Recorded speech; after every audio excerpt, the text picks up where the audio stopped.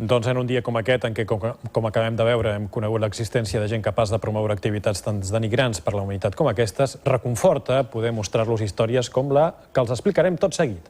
A Balenyà, el rector de la parròquia ha cedit els locals de la seva església a la comunitat musulmana perquè puguin fer les seves oracions durant aquests dies del Ramadà. Són musulmans del Centre Cultural Àrab Català i Espanyol de Balenyà fent les seves oracions vespertines durant el Ramadà. El local que els acull no és una mesquita, sinó el casal parroquial. L'edifici on es reunien anteriorment per pregar es va haver d'enderrocar perquè amenaçava ruïna.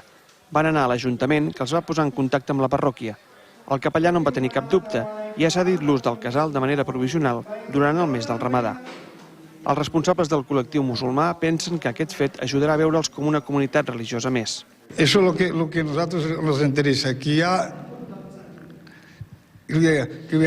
haya contacte entre los de la religió musulmana i la religió catòlica. Mossèn Fàbregas va comunicar la seva decisió durant una homilia. Vol afavorir la integració i per això cal compartir. Si no hi ha integració hi pot haver-hi conflictivitat i la integració doncs, és fonamental. I què més senzill que la pregària, no?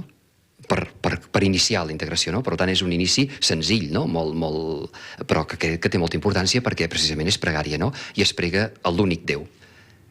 Un sol Déu i diferents camins per arribar-hi. Jo no he sentit masses comentaris. Jo penso que poder alguna persona que s'ha queixat que estava més vinculada a l'església, però en general la gent no hi ha donat massa importància. No és el primer cop que la parròquia de Balenyà es mostra solidària. Fa 2 anys va acollir durant uns mesos un grup de subsaharians. És el bosc de la